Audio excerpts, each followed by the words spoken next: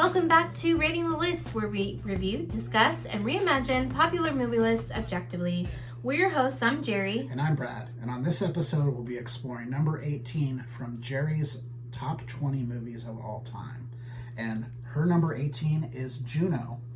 It was released in 2007, directed by Jason Reitman, written by Diablo Cody, edited by Dana E. Glauberman, starring Elliot Page, Michael Cera, Jennifer Garner, and Jason Bateman.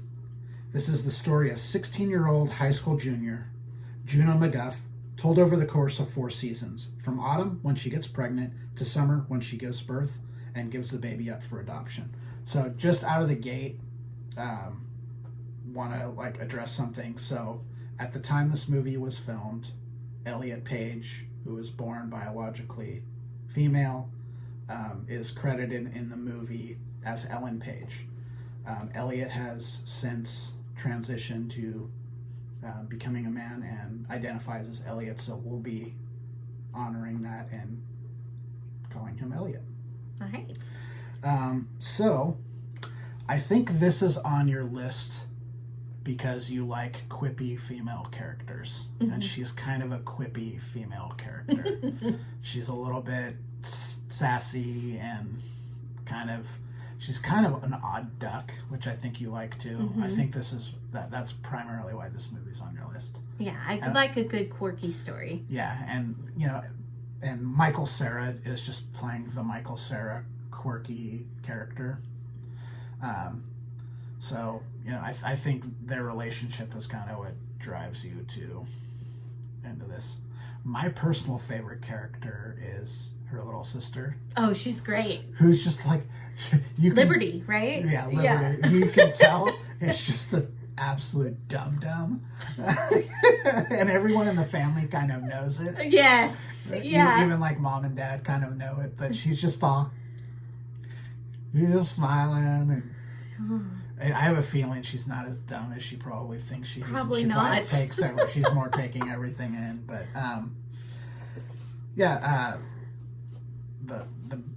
what was your biggest? Did you watch it again? I can't remember. I didn't watch it again, but I've seen it enough to. Okay, my biggest takeaway from watching it this time was I actually think the writing is weaker than I think people were kind of led to believe. So here's my opinion on this kind of writing.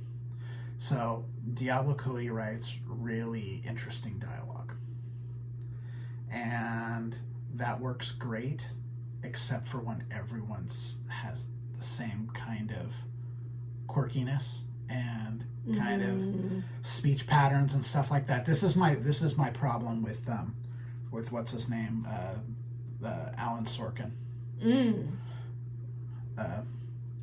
All his dialogue, to me, everyone sounds the same. Like, he writes dialogue that's really, really intelligent, but it's like not everyone talks the same way. Not everyone talks with the same level of intelligence, vocabulary, true, yeah.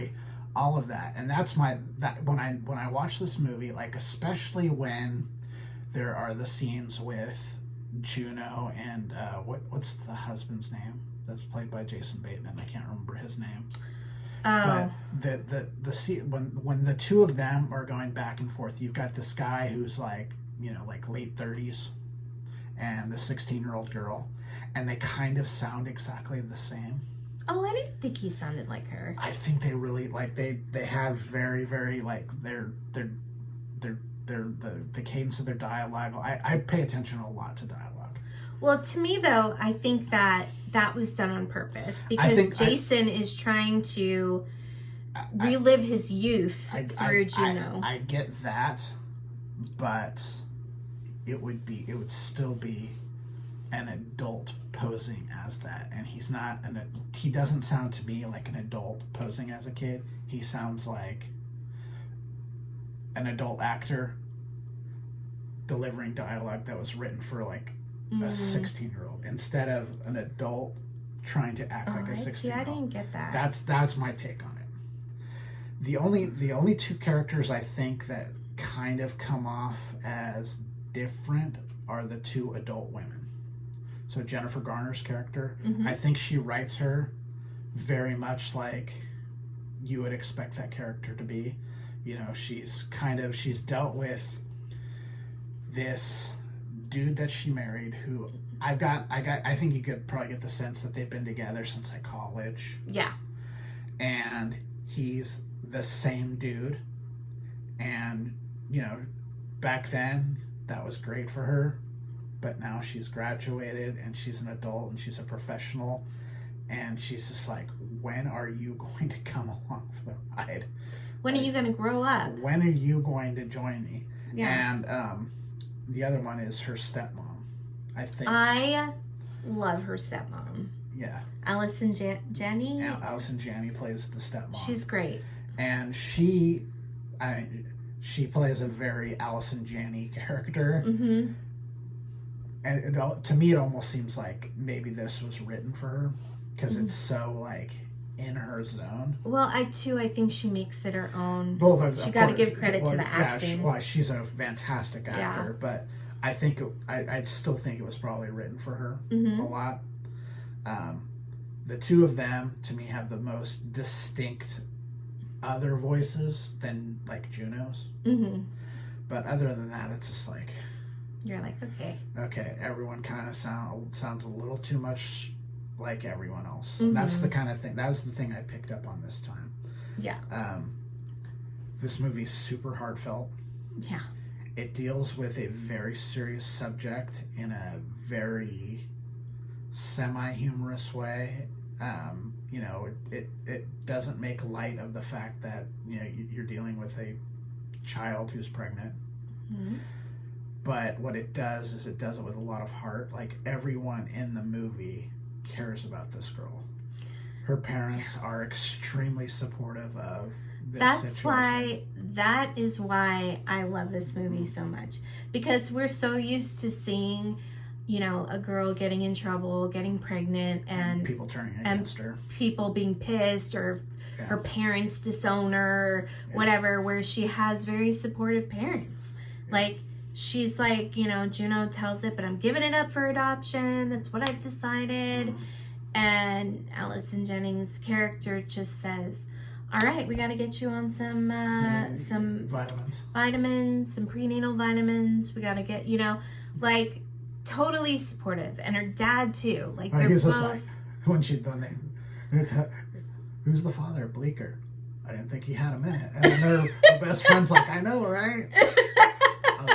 That scene where, like, with the reveal with with him and Olivia Thirby when they're doing that, that's really, really funny. It is funny. And I also like how they wrote Michael Cera's character, where he wants to be supportive and he doesn't know exactly how to be supportive, and he's really, really trying, and he's confused about the whole situation. He doesn't know what to do. Yeah, I think that's pretty realistic for a 16-year-old kid to just be like Juno says, you know, I'm dealing with things that are... That's my favorite line. I use it all the time. Yeah, I still use that to this day. I'm just out here dealing with things beyond my maturity level. Yeah, is this the first one we've had on the second one we've had on the list that we saw together in the theater, right? Yeah, I think so. I think we saw maybe it's the no. Next one come up. This is the first one on the list. This is the first one we saw together. So yeah, I adore this movie. I love it. I could watch it over and over again. I think the performances are great, and I think that, like Brad was saying, you know, the subject, how they dealt with the subject matter was great. They even dealt with abortion. You know, she considers it. She goes to the clinic, and then she changes her mind. But what was great about it was that she wasn't like, okay, then I'm just going to raise a kid now that I've decided not to have an abortion. She says, you know what? I'll give it up for adoption, because she knows deep down in her heart that she is not ready to have a child. And so she decides that's what I'm going to do, is I'm going to give it up for adoption. And what's also great about it is you see her have the baby. You see her give the baby to, you know, Jennifer Gardner's character, and you see the ramifications of it. It wasn't as simple as, here's this baby. Okay, I'm good. I'm going to go live my life. She's a wreck. She's upset. She's crying. She's, you know, there's Michael Cera's with her holding her in the hospital bed. And it was nice to see it handled that way so that it is a big deal and it's handled like a big deal. I think if this movie was done 20 years before or 30 years before, it would have been written by a man. Mm-hmm. And I don't think you would have gotten those scenes. Nope. And I think it would have been a much lesser movie for it. Yep, for sure. Yeah, and Jason Bateman and Jennifer Garner's relationship in the movie, he just didn't want to grow up. And like at all. How many of those relationships have you seen in your life? Lots. A lot. Yeah. And where these people have been together for a really long time and they just reach a point where they don't grow together. Yeah. One of them, like, she has continued to progress as an adult human being, as you should, and he is still in this weird kind of place. And what's really crazy about that too is that he keeps doing this to her. Like, instead of being honest with her and saying, you know what, I'm not sure if I want to have children, he keeps stringing her along. Right. Like, okay, yeah, let's do it. And then like, oh, I don't know. Like, yeah, like at first when this first comes up, you get the feeling like, oh, they had a situation where the adoptive mother didn't carry through. And then you find out, oh, it's him. Like, he screwed up the adoption by saying we're not ready or whatever it is, and got her, who she's clearly ready to be a mother, like, just pulled the rug out from under her. And like, it's like, and you feel like it's happened more than once, which is like, that's just awful. So horrible. Just say your truth. Just be like, you know what, this is not what I want. Yeah.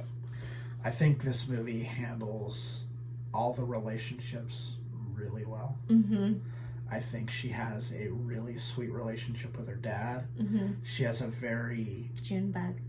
Very interesting dynamic with her stepmom, who I think she simultaneously resents in certain ways, but also realizes that this woman stepped up when my real mom wouldn't, and she loves me.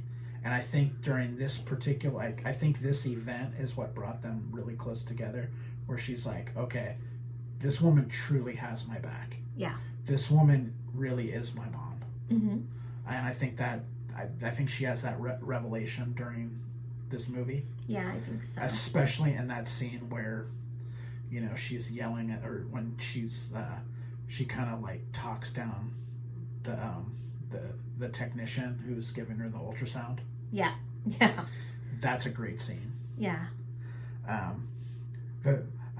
Seeing that scene now kind of makes me laugh. So, like, for those of you who like live in California, Allison Janney is like a spokesperson for Kaiser Permanente. Oh, that's right. And I kept, and she's like in a hospital, like having this like scene, and I'm just like, I'm hearing like sassy Allison Janney like talk like in a hospital setting, and I'm like kind of picturing her like Kaiser Permanente. You know? Yeah. Which I thought was pretty funny. I just had that thought. That's funny. I forgot about that. Yeah. I gave this movie a 66.6. Okay. This one wouldn't have creeped into my my top 100. I do enjoy this movie. I've seen it probably like 4 or 5 times now. Rewatched it recently for this. I hadn't seen it in a while, so it was fun to revisit. It's the first time I've revisited it since Elliot had his, you know, life change. So kind of going back and seeing him, his former, as a woman, was a little strange, because I've seen him now, like the last few years and stuff, where he's a man. So that was interesting. Yeah. Any final thoughts on this one? No, I love this movie. It has a lot of like poignant topics on it. It's still, like you said, a very sweet movie. A lot of heart in it, and I do love the dialogue. I think it's fun. I love that she had a hamburger phone. She... I knew someone who had one. Yeah. I did. I can't remember who it was. It's very... One thing that is interesting about this movie, too, it's very, like... You don't really know if it took place now. Like, it's sort of ambiguous in that way. Like, what the time frame, like, is it the 70s? Is it the 80s? Well, it's definitely not that, because they make references to 90s bands. Oh, that's true. So yeah. But it's like the whole costuming is... At the very least, it's early 2000s. Yeah. At the very least. But I think it's contemporary. Yeah. Anyway, anything else you want to say? Nope. All right. Well, if you have any comments or anything you want to say about the movie Juno, please do so in the comments. If you want to ask me why I like this movie, please do so in the comments. If you would like to talk to us directly, please do so at ratingthelist@gmail.com. But for now, I'm Jeri. And I'm Brad. And we're Rating the List. We'll see you next time. It all began on a chair. All right. Bye.